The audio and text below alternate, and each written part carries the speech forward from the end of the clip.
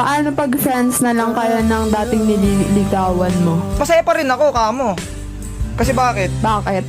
Hindi nawala yung friendship.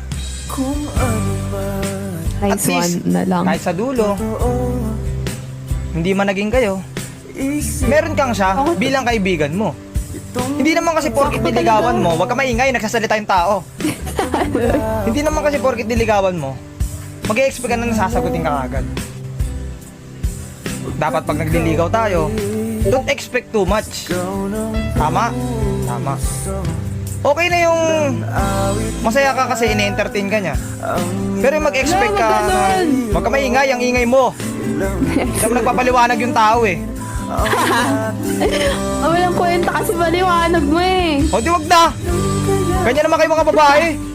Pag nagpapaliwanag kami mga lalaki, hindi nyo pinapakinggan. Tapos pag tinatanong namin kayo, todo paliwanag kayo. Wala namang katuturan. Ang unfair ng mundo, tumakbo pa sa diwata.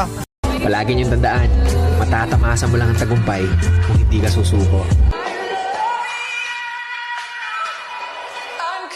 Huwag ka magpapa-apekto sa sasabihin ng mga nasa paligid mo kasi kahit anong gawin mo, meron at merong masasabi. Bumaba ka sa buhay, sasabihin nila naging pabaya ka. Umangat ka sa buhay, sasabihin nila naging mayabang ka. Walang lusot, meron at merong masasabi ang mga tao sa atin. Kaya kung ano yung gusto nating gawin, hanggat alam natin hindi masama yun, gawin natin ang gawin. Alam nyo ang mga tao, walang pakialam yan sa proseso kung paano nyo ginawa, paano nyo tinrabaho.